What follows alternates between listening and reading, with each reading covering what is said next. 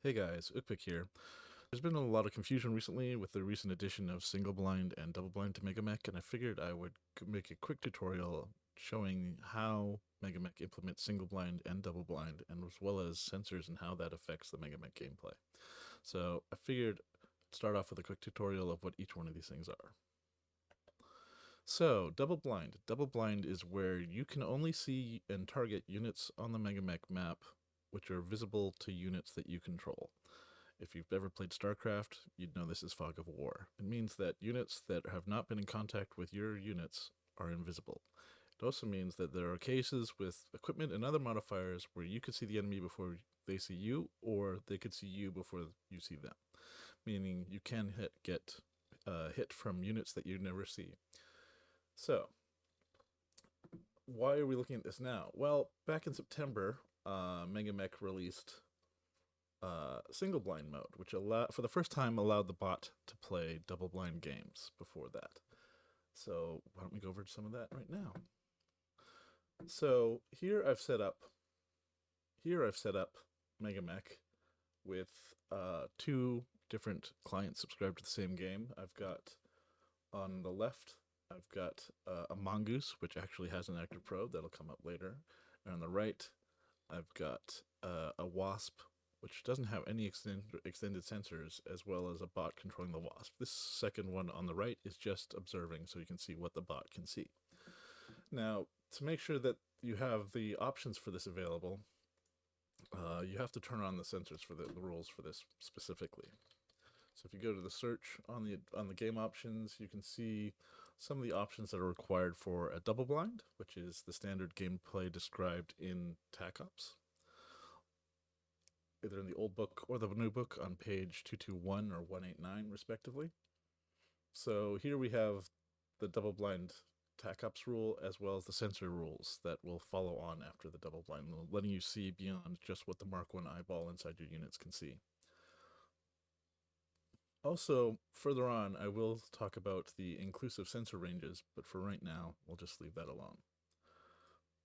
So if you have those games options set up, the other one is to select a good map. I've chosen Badlands. There's lots of columns where units can hide in shadow sensors.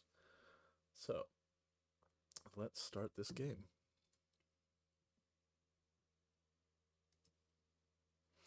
So I can deploy this one. I'm going to deploy my mongoose between these two columns here on the map. And on the other side, Princess is deployed somewhere. So this is what I would see as a player. Notice that there is no enemy on the mini-map. There's no enemy units on the board at all. To me, I can't see anything. On the opposite side, here we see Princess. Princess is deployed into the bottom corner. And again, they cannot see my unit, which is hiding in this hex right here. This is the standard default behavior, and before the single blind rule was added, this is what would happen. Princess doesn't know how to move if it can't see enemy units. We can pull ourselves out into the open here, and still notice that there's no direct line of sight between their unit and mine, and it's not moving. It's just going to keep on sitting there. There's no input. Princess will not be able to understand what to do how to react to units. So how do we fix this? Well, you give Princess a bit of a cheat. You type single blind and the player ID if you have multiple bots. And this basically gives Princess access to the whole map so that it can see everything even if you don't. You'll notice if you just type single blind, it's going to fail because you need to provide it a player, and it gives you a little suggestion there to use who. So who shows you who's available. We can see that server ID 0 is me, Ook. Server 1 is Pick, which is the observer. And server 2 is Princess. So to enable this, I have to do single blind 2. So that has given Princess now the rights to see everything on the map. Now, even as an observer, I won't see it, and you can't give single blind to an observer without the GM game rules, which are still being a work in progress. So, as a result of that, it's kind of hard to see what Princess can see now, but you'll notice that Princess will start to react to my movements now. So let's not move anymore. done. Notice now Princess is moving in response to me. So that is basically how single blind works. A quick note, this is of course for 4910 as it is currently implemented. Megamek is constantly evolving. This is the end of October, so they're working on 4911. But the rules in Megamek change. These are volunteer devs. They do the work. Please be respectful of them. So, back to the game. So, how can you tell what you can see with certain sensors? So here I've turned on visibility of fields of fire, firing solutions, and highlight within field of view, and darken outside of field of view. It means that often the stuff that you cannot see with the Mark 1 eyeball will be grayed out when you move to certain places. Here you can see it responding to wherever it be. Again, I don't have a clue of where Princess is, but I do if I come around this corner. I'd probably be able to see her. She can see me and is probably going to move directly at me, which is her typical AI behavior. Now, this is where we get into the question of sensors. Sensors are advanced equipment that if we select Mongoose, you can actually view them. If you go to the sensors, the systems or extras, you can see what's happening with the unit here. So you can see here that I'm currently using a Beagle active probe that has currently has a range of 12 to 24.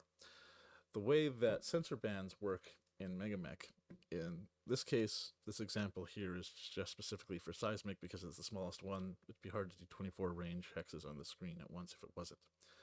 So what would happen is at the beginning of every turn in regular double blind, you'd make your move, you'd present this to a game master. The game master would look at what sensors are available that you've chosen for that turn.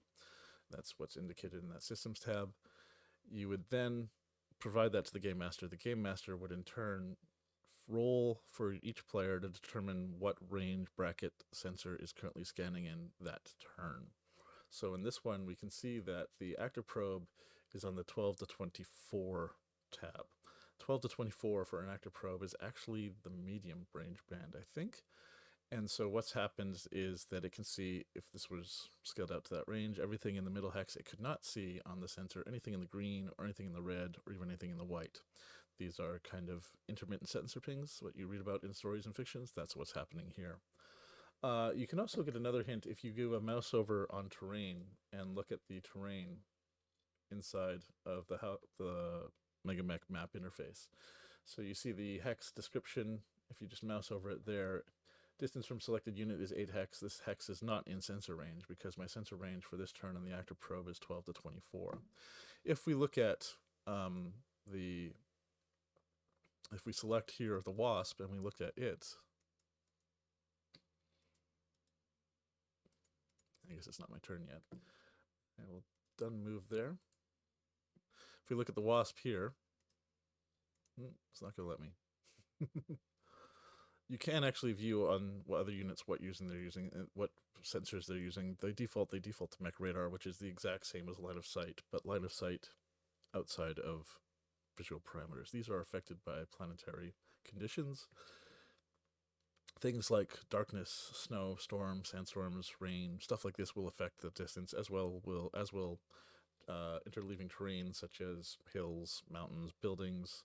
Each different sensor has its own different quirks. You can see them with the mouse over. You will get a terrain indicator telling you if that hex range is in range. So if we go to here, we are 16 hexes away, which is in the range, which says here that the range is visible. So if I go to where Princess is, she's exactly on the edge and not visible to my current sensor range. You can change the sensors in the equipment. Here I could change back to mech radar, IR, mag scan, seismic, but Beagle active probe is by far the most effective one here. It can actually see through terrain and out to ranges. You can change this, but it will not take effect until the next turn. So that's how that one is done. Now, each one of the sensors on this list have different ranges. You can look again at the different TACOps pages on 122 or 190, depending on which printing you have, and it will tell you the modifiers that happen for different sensors, as well as the gotchas. There's things such as Mech IR. You won't be able to view a unit if it doesn't have a positive heat scale, and it's more effective when the weather is colder. Mag scan is detecting metal in the surrounding terrain, can't scan through buildings or heavy industrial things. Seismic, earthquake detectors, only works if a unit is moving and works better the bigger the unit is. And Big Electroprobe, one of these specialized equipments, has extremely good range and can see around hills. So there are 10 different types of sensors, all with their own range, all with their own range bands, all with their own provisos, all with their own gotchas. Mech radar is the default, as is the Mark 1 eyeball. The rules generally apply that first off, you see if you can see them visually, and then after that, it falls back to sensors. When you do have a sensor ping that someone is active, you will get a little question mark icon, mech icon, on the screen. So I hope that helps if you're deciding to play a game of double blind. You can see that it would really effective in kind of a blind man's bluff at the early stages of a game, as well as the different mechs with different equipment will have dramatically different capabilities. Thanks.